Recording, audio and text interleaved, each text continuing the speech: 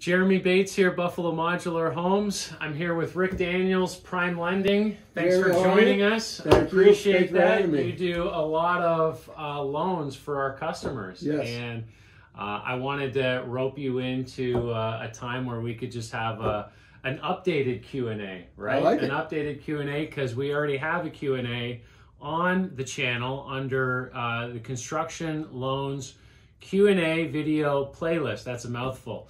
Right. And on that playlist, we go over a lot of different types of questions, you know, initial pre-qual, what do you need for the initial pre-qual? How long does it take? How's a new construction loan different from a regular loan? Can I use my land equity as consideration as a part of the equity portion of the mortgage? Closing your loan, what can you expect? We go through a lot of those items about a construction loan that really haven't changed. Right. We did that segment, I think 3 years ago, yeah. February 2018. It looks like was when we posted that, and it's been helpful for people. I think there's some folks who have reached out and said, hey, that's been useful in understanding the process. Some of those folks have built with us. Others from around the country have connected with you for other types of projects as well, which has been great. And so I wanted to do an update. I mean, that was kind of a low quality video. This will be a little less low quality, hopefully. Well, you know, hopefully we obviously look younger now, that's right? Yeah, that's right. Than we used to, but you know, we're aging awesome. We zoomed that one, right? We zoomed that on the laptop, right. and we just did it, and the quality of the video is not that great, but the quality of the information hopefully is still worthwhile. So today, let's just kind of talk about where we are today in terms of post-COVID, or maybe, you know, maybe not so post-COVID, depending on what state you're in. Right. But certainly dealing with some issues in terms of financing that COVID has impacted from a building standpoint, from a financing standpoint. So let's just dialogue a little bit about financing these days, and you know, maybe we can segment the video a little bit as well to help people find, you know, the question and the answer that they're looking for specifically within this kind of conversation. But so how's what's happening in the mortgage world these days? You know, it's very exciting. It's still very busy, which is great. The interest rates are starting to climb a little bit. We're starting to see some, you know, news out of Washington about financial easing, and you know, they're starting to stop with the buying of the mortgage-backed securities and things like that. So, generally speaking, that will have an impact on rates where they start to go up a little bit. But so where are we at now? We're right now at the end of 2021. It's December. Gosh, what day is it? 22nd. It's the 22nd. We're 3 a couple days days, Christmas. right? I should know that. My son's birthday was yesterday. But we're at the end of the year. Rates have been great for the last few years. What are they at now? What are they looking to project to over the next 12 months? Yeah, I think if you asked anybody what they thought the rates would be right now, they would have never guessed in a million years that they would be 3.25 to 3.5%. I mean, they're still in the low 3%. Historically incredible. Which is incredible. Like no one would have expected it. And obviously no one was expecting a pandemic or anything like that either. But most of us weren't, right? Most of us weren't. But that's really what, you know, I think played into it, because the economy took the hits that it did, and we really needed what it is. What does it mean? I mean, like we all hear about inflation and everything else, and there's a lot of talk that the rates are going to start to go up. I don't see them going up super fast or super high anytime soon. I don't think that the economy could handle it. So we'll see. But right now, you know, mid threes, low threes is kind of what you can expect, which is, you know, everybody says is awesome. Yeah.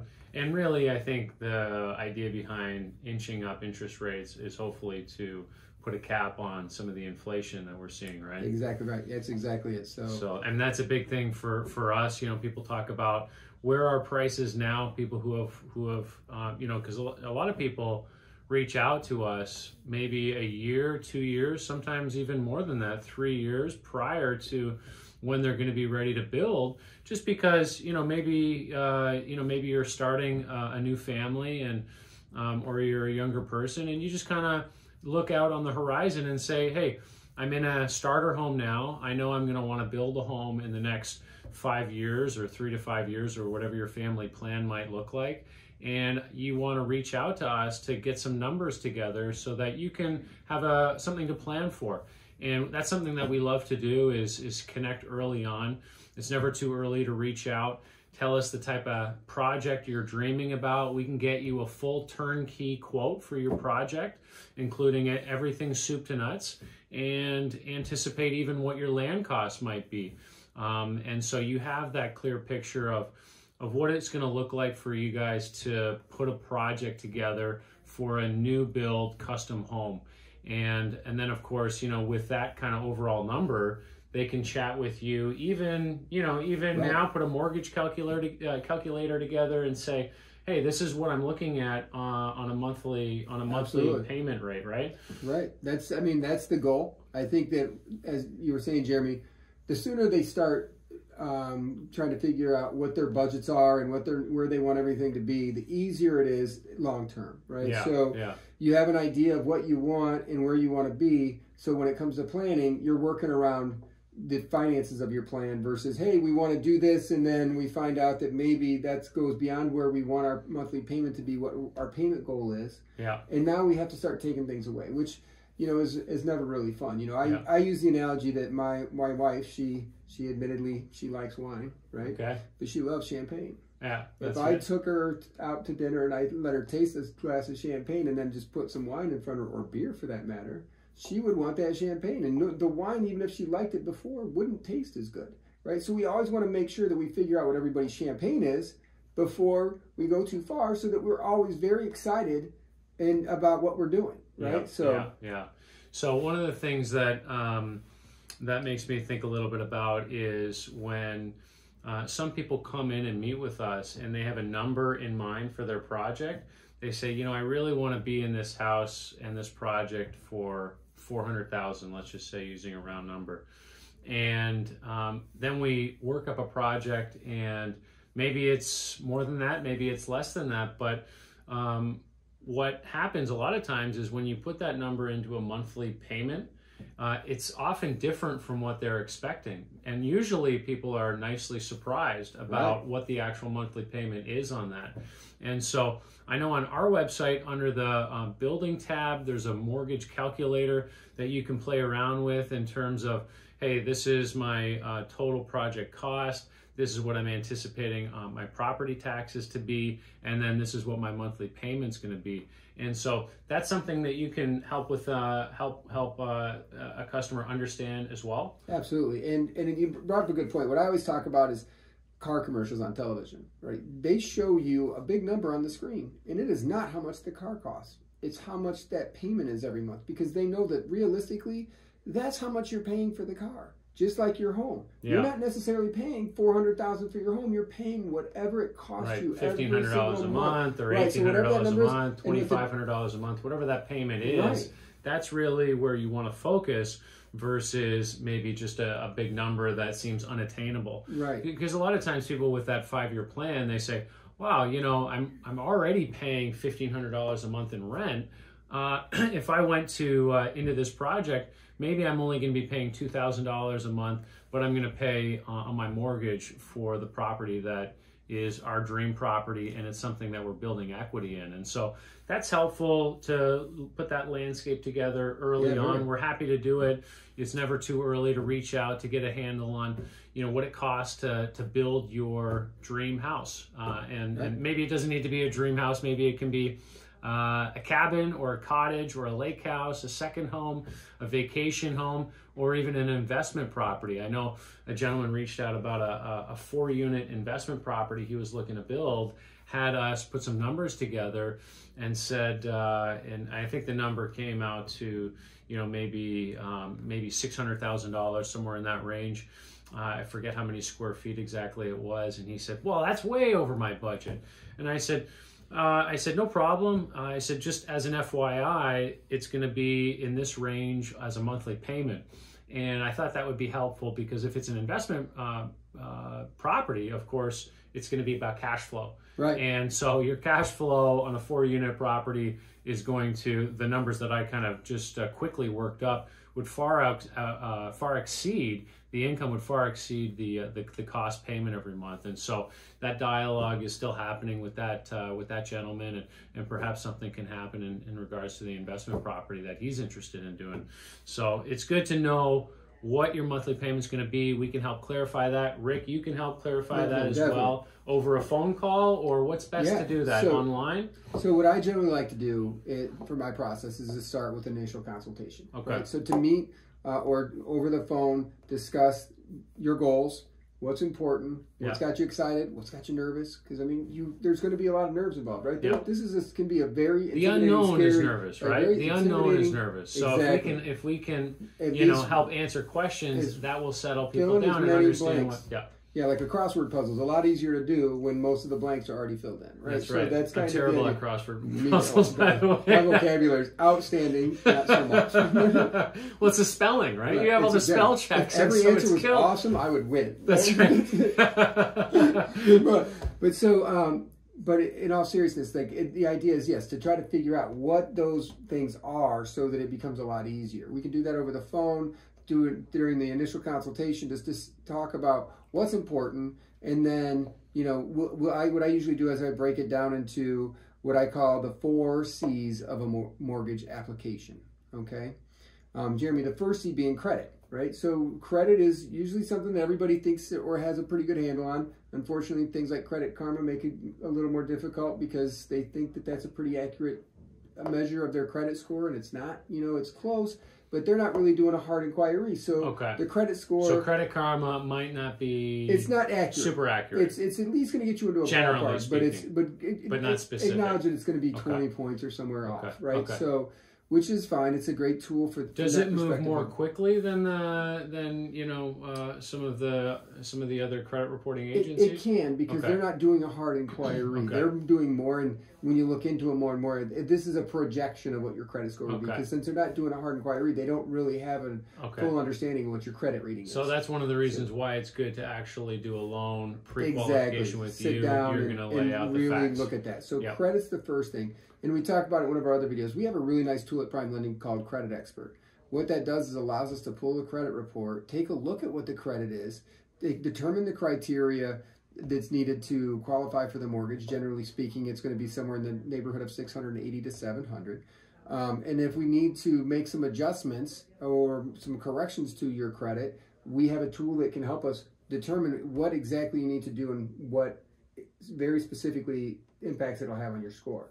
So instead of sometimes everybody says, I'm going to wait because I want to do all these things on my credit report first. I want to fix all these things first. Instead of waiting, we can pull the credit, run the Credit Expert tool, and see very specifically what's needed versus what you think you might need. Because sometimes some of the things that you might think are going to be helpful, like paying off a collection or something like that, only reactivates things that had virtually timed out on your credit to begin with. So you might not want to do it. So those are the things we'll look at.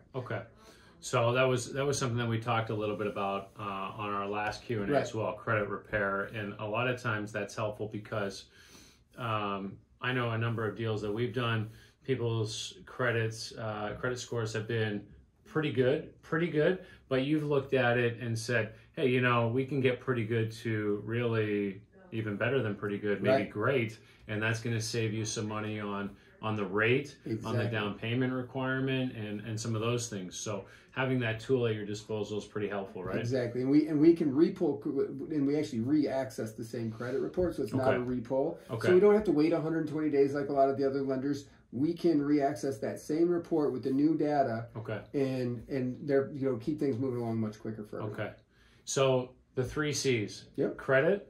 So the next C is capacity. Capacity is what you make versus what you owe. Right? So we'll talk a lot about your job and how you're compensated and things like that. Not necessarily like where you work as much as just getting a general feel of your income situation so that we can start to develop the plan, right? And it's like, well, how are you compensated? How long have you been with your employer? Because if you've changed types of employment, whether it's salary to hourly or whatever, that can have an impact on your credit, right? So, or on your income calculation. So we want to go and review that to make sure we understand how that's all going to be calculated. what we're also going to do is just talk about what kind of installment debt you have, whether it's credit card, student loan, car payments, personal loans, whatever the case may be, so that we can account for those as well. Ultimately, we're going to try to make sure that we get everything to a number and a budget that's what we discussed prior, meaning what was our payment goal? What's the monthly payment goal, right? That's what we always talk about, not necessarily like, hey, how much do I think you can afford based on the calculations? Because that may not, that could be something that pushes you way beyond your comfort level on your payment. It might be too aggressive. Right. A lot of people like to be more conservative, and I think that's great and prudent to not spend more than you feel comfortable spending. That's very helpful, I think. Exactly. But you had mentioned earlier about, like some of the things with the guy with the 600,000. A lot of times now when we're running the mortgage calculator, people are like pleasantly surprised at how much home that they can afford to purchase and still be within their payment goal. Right. Which has been really nice. Right. Yeah, I think one of the things I want to talk about that maybe when we can talk about today is the things to avoid doing when we're within the construction loan process. Yep. Because we don't want to, I think when the loan is open, right? We don't want to go and buy a car typically, or things that might negatively impact your ratios and things of that nature, right? Yeah. So there's something that I talk about is we'll call them mortgage myths, right? Things that everybody thinks that you can do, or things that they think you can't, right? And I always say the thing that you can do is always call me first. Okay? Call me, and I'll let you know whether or not you can do what you're thinking that you want to do, right? Because good to know exactly before you do it, exactly. Right? It's not about some challenges. Right, because if you're going like, hey, Rick, I assumed that based on what we talked about that I could do this, and you couldn't, well, we can't undo it, right? So if you just reach out to me in advance, then we'll make sure that like, hey, you know what, we're doing everything, the right way. Sure. So, and some of that is something that, people are moving into the area. Of course, we went through the great reshuffle, and that's still happening. So there's been job changes, right? People changing jobs. So, let's say you're, you've got great earning history, been in a job, steady job for, a long time, and then you change jobs. What does the bank need to see in terms of tenure at that new job in order to, qualify for that same qualification they would have otherwise had? Or, can you change a job within the construction phase? Can you talk a little bit about that? So you can change jobs, okay? And you can change jobs during the application process, while your house is being built, all of these things, if it's an improvement, right? So obviously if you go from a full-time job to a part-time job, that's a big no-no, right? If you go from a job where you're salaried to a job that's, hourly plus overtime, then we cannot use the overtime, right? Okay. So generally speaking, I always say you need to transition from the same, pay type. So you don't want same pay type or betterment, right? Right. So you don't want to be in a situation where you're a salaried employee that goes to a commission-based job, because we can't use the commission income because there's no history of receipt. So so generally speaking, what we're going to look at whenever you have what's called variable income, stuff like commissions and stuff, is a 2-year history. 2-year history on variable income type jobs. If you change jobs, then if you go from an hourly job to an hourly job, hey, that's, good for you, right? You could do it, and we just need to see your new offer letter, pay stub, whatever the case may be. Okay. We don't need any amount of time on that job. Okay. But if you change from the job classification and type, then it becomes a little more difficult because we cannot use the overtime income if that's what it is, or the commission income, or bonus. Like those are the three things that if you don't have a history of receipt, we can't use. Okay. So that could hurt you. Okay. So history and stability and betterment. Exactly. So that's what the bank is looking for is security. Yeah, exactly. We'll just predictability. Makes a lot of sense. Yeah, predictability and security. So if you're on a commission, if you're in a commission type job, you're going to be looking for typically 2 years of earnings history, W-2s, and then of course you could move into a salary, and that would be more stable from the bank's perspective. Right. You could go hourly into salary, that would be more stable from a bank's perspective. But if there's a question, of course, they could just call you. Just call me. Okay. If you're thinking about quitting your job and going to work for yourself, that's probably not a good Okay, idea. because we do have some people who are self-employed, right? Some business owners Stay that we build self-employed, you're for, fine, but- and so there's just the history that the bank is looking Right. for That's to the establish golden rules. the, Like anything the in- earnings, right? Yeah, anything in the loan application, is always going to be based on history. Like Okay. what's the predictability? What's the history of it? Yeah. And whether it's your savings patterns, all of those things, right? So that leads me to the next C, which is capital, right? Capital is how much money we have that we want to put in as an initial investment. Okay. That meaning whether or not it's the land, which we can use toward your initial investment. We've talked The about value of the land. If you own the land, that's a Right. big deal. A lot of people come and have land gifted to them. Right. That counts. And we get to Right, use they it own value. the land. It's got to be in your name, and they own the land, Yeah. and they have that equity. So that's a part of the capital. And one of the things that I love about prime lending is we have no seasoning requirement. And what that means is you could buy the lot for $1,000, and then we do the appraisal, and the appraiser says that the site plus the improvements is worth $10,000. You now have $9,000 more in equity than you had a month ago. Most lenders require that you season for 6 months.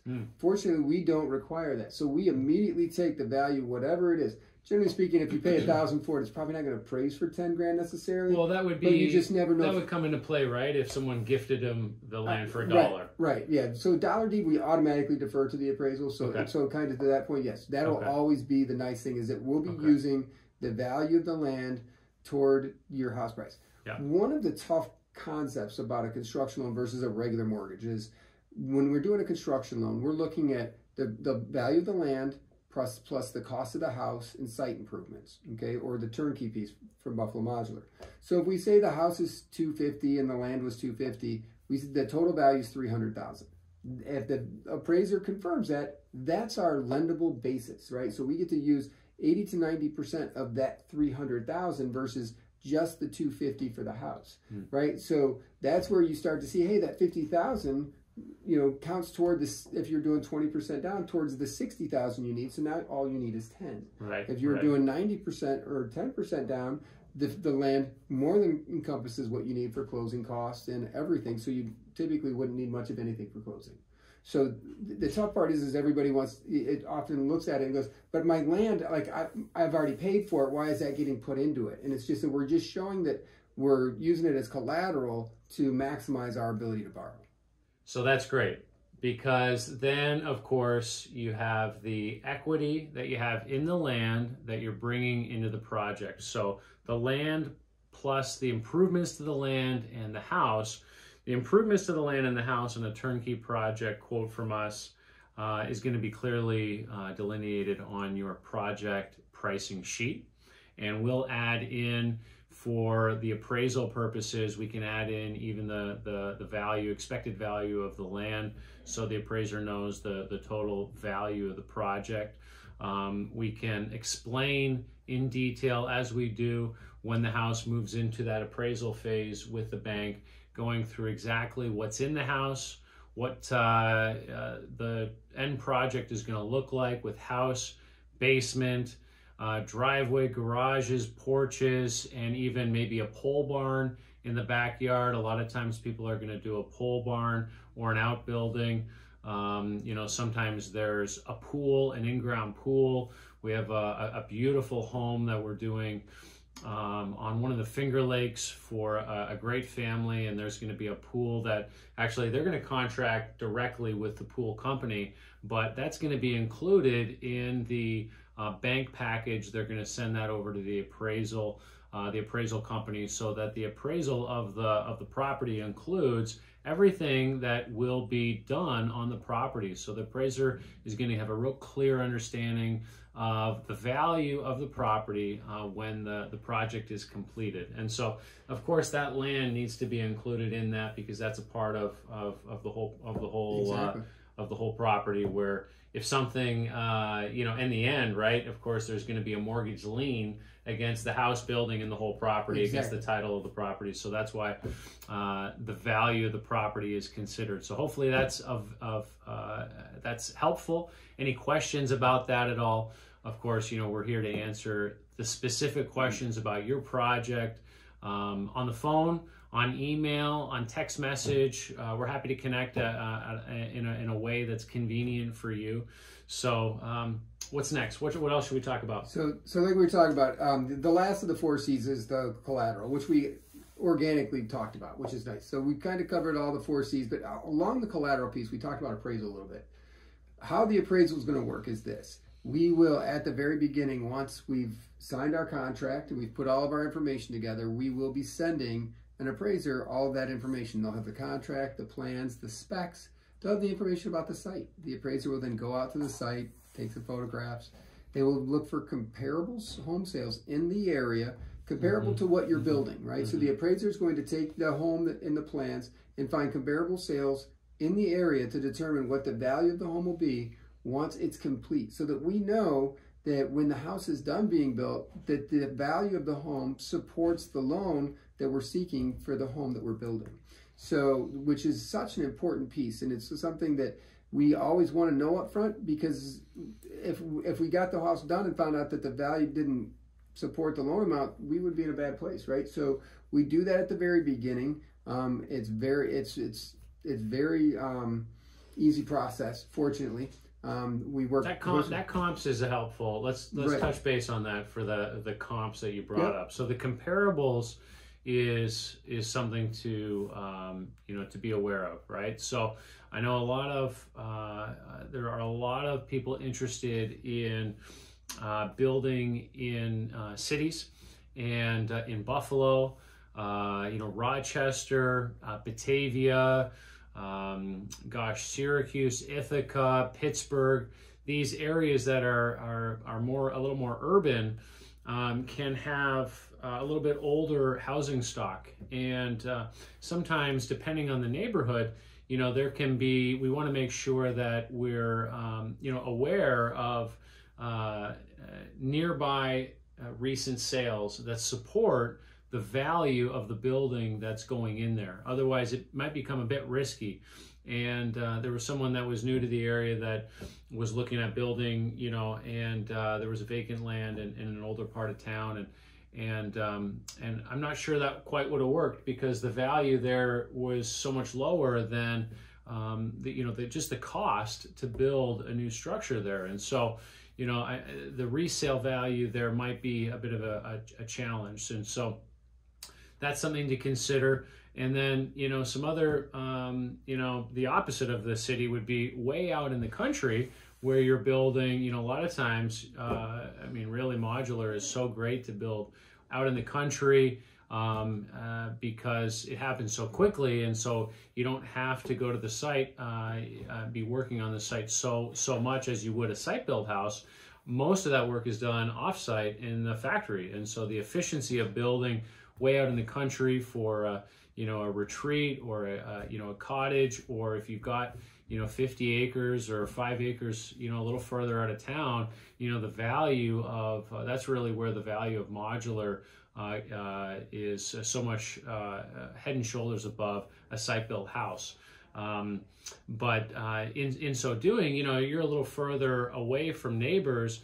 What is the radius that the comps can work within to compare against that house? How far can an appraiser reach to compare against a house? It's surprising nowadays. It used to be just a couple of miles. Okay. But obviously, when we start looking, we say, hey, what we want the sales.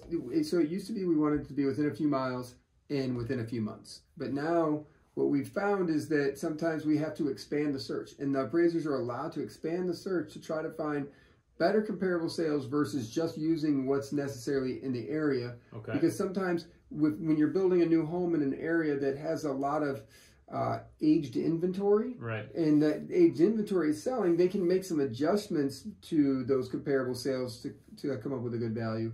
But they might not necessarily be the best comp anymore because of energy efficiencies, etc. Sure. So that's when the appraisals start to expand their search a little bit. They can reach out a little bit. They can reach into the history a little bit as well, which is helpful. So how far back can they go? They could go back to about a year. Okay. That's a challenge, right? Because now sometimes we're not there. Sales are actually down, inventory is down. So you might, So we were talking about this on another project where right, on this newer home in a great area, like really a great suburb of Buffalo. There's a ton of building going on, but not a ton of resales, right? So you don't necessarily see the value of those starts, those new home starts, to compare against. That's a great point. And so, you know, there's something to be said about the challenges maybe that some of the appraisers are dealing with sometimes. Yeah, that's a great point. And what we've been talking about lately is that this is, as we all know, just this historical housing market, right? Inventories are low. Houses come on the market. There's a bidding war, which is the reason a lot of people decide that they would rather build, because at this point you can probably build pretty close to the same cost per square foot. Right. Then you can overpay. And you're not in a bidding war, right? Right, or then you can overpay for a house that's existing, right? So in a lot of cases, it starts to make, it's another case that I look at it and say, why wouldn't you build? If you're going to, instead of, you know, overpaying for an existing home, you're going to pay about the same amount per square foot. Why not build, right? Sure, and you get what you want. You're at day one of all the warranties in your home. Exactly. Roof and Peace furnace and water tank. Yep. You get the colors that you want. You don't have to go in and renovate. Right. You don't I know we did a whiteboard explainer video a while back on the difference between renovation and you know and building and just to compare. And you know, renovations can be a lot of fun as well, but I think we're certainly sold on the idea of building.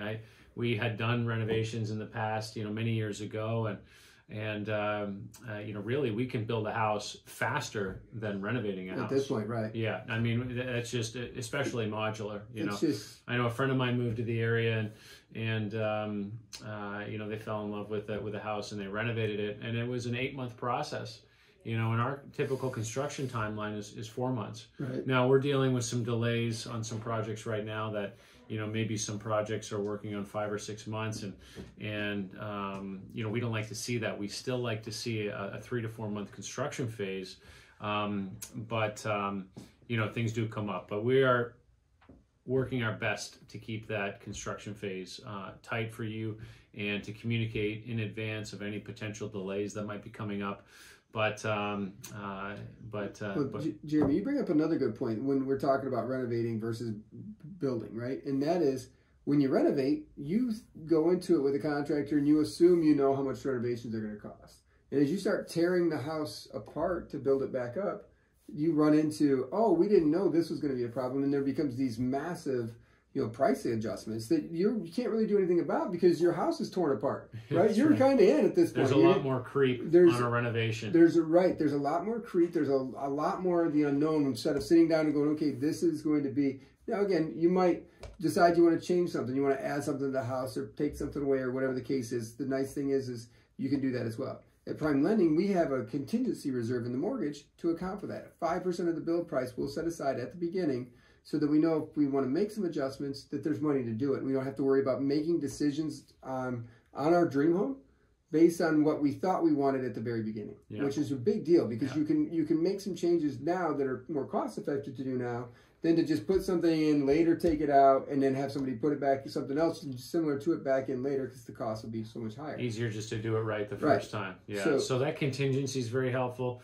If you have the contingency on the project, we don't add one in. But if there's not one in from the bank, we will add a contingency line item into the project. It's great to have. It's great to have. I mean, well, for us, right now, it's that inflationary pricing contingency line that we'll put into every project, because until you're 90 days out from breaking ground, we don't lock that price in anymore. That in years past, we've always locked in prices for really over a year out sometimes, and now it's just with the pricing changes that are happening sometimes so rapidly and unexpectedly. What we'll do is we'll provide you with so let's say it's December today and you're looking to break ground in June. When it comes to March, we're going to update your project and lock that price in with the prices that we see there in March, which is going to give you enough time to lock in your loan at that price. And so that way you might not, hopefully you don't have to come out of pocket for any pricing adjustments that may come up. But that's important. It's important for us to try to get into the loan the whole project, or as much of the project as as you want to roll into your mortgage, and not be stuck paying out of pocket for something that might come up, right? Right. Or making decisions because you think you've already come out of pocket as far as you can and used all the loans that you can. It's nice to not feel like their decisions are being made, not by you, but by something you thought a long time ago. Sure. So what else should we talk about? We really appreciate you having a conversation with us. Thanks and for hopefully having me. demystifying the process of building a new home and getting a construction loan on it. The construction loan is going to allow us to draw on the mortgage as we go through the building process. And so we'll typically have a draw for your foundation, another draw for setting the modules on the foundation, and then we're going to draw for the utility work and the site work, like a site-built garage and porch. And then we're going to look to do a final draw for when we get the C of O, the certificate of occupancy, give you the keys, you guys move in, and that'll basically deplete the loan. So it kind of acts as a line of credit through the construction phase until it's done. And if we don't use that contingency, you can decide to maybe add on a deck in the backyard, or put a pool in, or just simply close that loan out at a lower rate. You don't have to use the contingency if you don't want to. Exactly right. Yeah. And then in the end, it's going to turn into a 30-year mortgage, or a 20-year mortgage if that's what they elect, right? And they'll be able to lock that in when they get a little bit closer towards the end of the project, lock in their rates, right? Do you want to talk a little bit about any of the rate lock? Yeah, so we offer long-term rate lock, so you can lock up to a year, but it's more of a cap, because basically if you lock for a year, there's a fee associated with it, and an adjustment to the interest rate itself. So the longer you lock it, the more higher the cap is on the interest rate, and as well as the fee. So what do you recommend? Locking in sort of as we get close to the end of the project, or I guess it depends on what rates are doing, right? Right. I was going to say, if I could answer that question, I mean, no offense, I mean, there'd be some bigger and more important people want to talk to me. That's right. Okay. So that's a conversation that you have with the customer. It's really depending on the market. Best for them. It's whatever's going on in the market. If the rates look like they're going to start going up, and we say, hey, you know what, this is starting to happen, and we have a client that's sensitive to the rates. I mean, everybody is to a degree, but some people don't want to arbitrarily lock in for a certain period of time and only hope that everything will be done and ready, because, like we said, there's Mother Nature, there's material delays. There's a lot of reasons why things might not end where we're anticipating. As you mentioned, you guys make every attempt you can to make sure that it comes in with what the expectation was set, right? And what I tell everybody is, one of the reasons I like working with Buffalo Modular is because they set realistic expectations. I have a lot of clients that I'll talk to that they'll say they've talked with Buffalo Modular and they've talked to some of the other builders, and they're talking about going with one of the other builders because they can build their house in 90 days. Well, can somebody build a house in 90 days? Not right now. Not right now. But you know what? They go, okay, I'm going to go sign this contract, get the house done in 90 days. And after 90 days, they're complaining for about another 90 to 180 more days of going, like, they said it was only going to be 90 days, right? Yeah. So I've always enjoyed that your clients come into it and they have a really good expectation of what the timeline is going to look like, how long things are going to take, what to expect through the building process, right? So, Jeremy, Lisa, Jonathan, they all do a really great job of laying out like what to expect, what's going to happen next. So because of that, I've modeled my process the same, to say, hey, listen, here's the entire mortgage process. When we do that initial consultation, we're going to talk about the entire mortgage process. But when we're done, I'm going to tell you, you don't have to remember all of it. We're going to break it down into smaller pieces, because you're not expected to remember the whole process. This is a lot of decisions that you're going to be making, a lot of information that gets thrown at you throughout the entire build of your home, the financing, everything. So you're not expected to remember all of it. So we give you a kind of an entire start to finish, and then we start breaking it down into little parts so that you can have a better understanding and not feel so overwhelmed, right? Yeah. And that's what you guys have always, when customers come to me and they talk to me and they talk about your process, that's what they always talk about, is like they feel like they understand what to expect, when to expect it, what's next, and those types of things. And that isn't happening all the time. I know this. Yeah. So. Yeah, I think, in terms of, there's those different adages of under-promising and over-delivering, or, we want to be realistic all the time. We want to be realistic, and we want to set achievable goals. And of course, we want to surpass them. We want to do better. We always want to do the best that we can. But being realistic and setting achievable and realistic goals, I think, you know, is helpful for the customer in order for them to plan their life accordingly. You know, babies are coming, people are getting married. You know, there's a lot of family planning that goes, that you guys have to deal with beyond just building a house. I mean, just booking in movers or a moving truck or, you know, whatever it might be. There's a lot of other things that are going on in someone's life beyond just us building a house for you. And so we want to be sensitive to that. We want to value you and your family and your family plan, and we want to add value to that process and move you into a home, you know, on time, under budget. And, you know, that's something that we love to do. We love building beautiful homes. We like working with great people. I appreciate you coming and chatting with us. Should we do another one in what? 3 years? We'll see what the comments are like. We'll see how much we missed. Hopefully we didn't miss too much. But if we did, let us know. And it could be, you know, you're around frequently. You know, Rick's office is in Rochester. This office is in Buffalo. You're happy to come and meet with customers here in Buffalo. Customers can meet in Rochester. You know, we can do Zoom and video meetings as well, if that's more convenient. A lot of people are looking to meet later on in the evening sometimes, depending on their work schedule. And we can accommodate those things and meet with you and answer any questions that you have about your specific project. So with that, we'll say thanks very much, and God bless. Merry Christmas, and we'll see you in the new year. Merry Christmas. God bless.